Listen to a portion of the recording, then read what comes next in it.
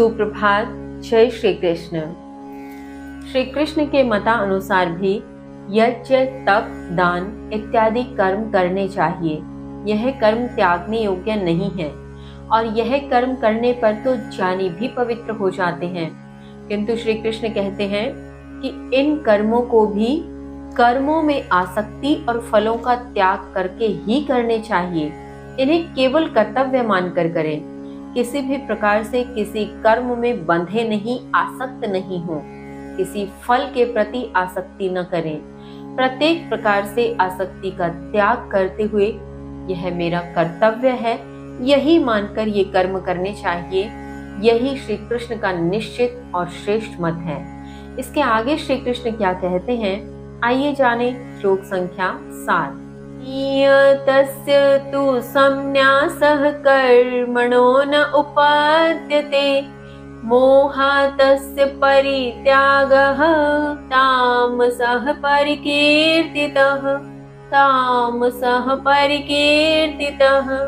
श्री कृष्ण कहते हैं, लेकिन नियत अर्थात निर्दिष्ट कर्मों का त्याग योग्य नहीं होता। मोहवश उसका त्याग तामसी माना गया है। भावार्थ, यहाँ श्री कृष्ण अर्जुन को स्पष्ट संकेत दे रहे हैं। वे कहते हैं कि जो कर्म निर्दिष्ट हैं, जो नियत हैं, जिनका होना तय है, ऐसे कर्मों का त्याग कर देना योग्य नहीं माना गया और ऐसे कर्मों का मोहवश त्याग करना तामसी स्वरूप कहा गया। यहाँ वे अर्जुन को संकेत दे रहे हैं कि तुम क्षत्रिय हो, तुम्हारा निर्दिष्ट कर्म है, तुम्हारा नियत कर्म है युद्ध करना, किंतु यहाँ तुम मोह के वशीभूत होकर अपने कर्म का त्याग कर रहे हो, तो यह तामसी स्वरूप है। आगे श्री कृष्ण कहते हैं, श्लोक संख्या 8। दुःखम इत्येव्यत् कर्म काय कलेश भयात् त्यजेत्, सकृत्वा राजसं त्यागं नैव त्याग फलं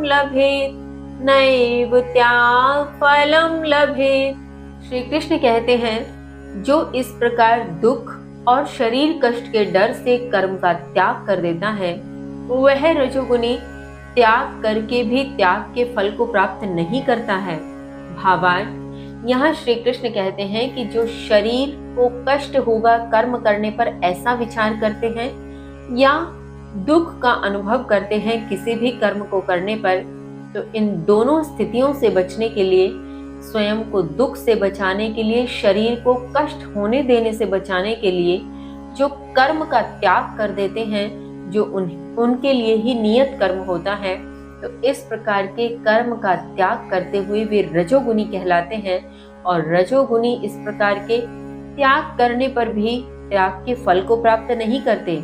ऐसा नहीं कि वे कर्म का त्याग कर रहे हैं तो उन्हें किसी प्रकार का फल प्राप्त होगा कि उन्होंने बहुत बड़ा त्याग किया है। यह त्याग की श्रेणी में नहीं आता, इसका फल उन्हें नहीं मिलता है।